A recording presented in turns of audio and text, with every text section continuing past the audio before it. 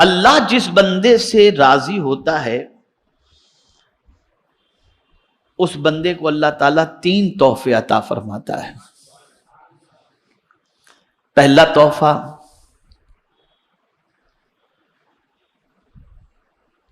وہ یہ ہے کہ اللہ تعالیٰ اسے جنت کی بشارت عطا فرما دیتا ہے۔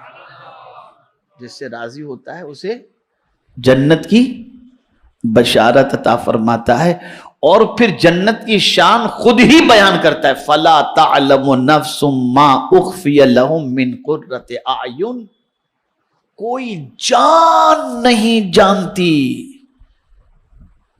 کوئی جان نہیں جانتی، اللہ اکبر، نہ کسی کو اس کے بارے میں معلوم ہے، نہ کوئی جان جان سکتی ہے، اللہ اکبر۔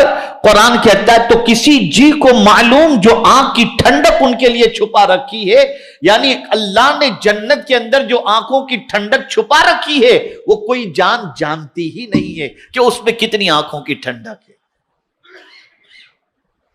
یہ جنت پہلا تحفہ۔ دوسرا تحفہ، اللہ اکبر، اللہ اکبر، خدا کی قسم قربان جائیے اس بات پر، اگر ہمیں کوئی ہمارا بڑا سلام کر دے تو ہم لوگوں سے کہتے ہیں یار انہوں نے مجھے سلام کیا، کوئی میسج پہ لکھ دے، جیسے ماررہ شریف سے حضور امین ملت میسج کر دیں السلام علیکم، تو میں سب سے کہوں گا یار آج حضور امین ملت کا سلام آیا تھا، ہوتا ہی نہیں ہوتا؟ بتائیے، کوئی بڑا اگر سلام لکھ دے تو آدمی خوش ہوتا ہے نا۔ جنتی کو اللہ جس سے راضی ہے اس کو اللہ دوسرا تحفہ کیا عطا فرماتا ہے؟ تو قرآن کہتا ہے سلام قولا من رب الرحیم، اللہ رب اور رحیم کی طرف سے سلام کا تحفہ اسے نصیب ہو جاتا ہے، یعنی اللہ اس بندے کو سلام کرتا ہے، اس کی قسمت پر قربان جائیے۔ اسی کے ساتھ تیسرا تحفہ اللہ تعالیٰ کی طرف سے، تیسرا تحفہ یہ عطا ہوگا کہ اللہ تعالیٰ ارشاد فرمائے گا کہ میں تم سے راضی ہوں۔ یہ قول مبارک ہدیہ اور سلام یعنی پہلے دونوں تحفوں سے افضل ترین ہوگا، اسی لیے اللہ تعالیٰ ارشاد فرماتا ہے وَرِضْوَانٌ مِّنَ اللَّهِ اکبر، یعنی 3 تحفے ملیں گے۔ اللہ جس بندے سے راضی ہوگا جنت عطا فرمائے گا اللہ تعالیٰ، دوسری چیز اللہ سلام پیش فرمائے گا، لیکن ان دونوں سے بھی بڑا تحفہ یہ ہے کہ اللہ اس بندے سے کہے گا بندہ جا میں تجھ سے راضی ہو گیا، یہ سب سے بڑا، اس لیے کہ بڑی چیز اس نے عطا فرما دی۔ اب ہم وہ کون سے کام کریں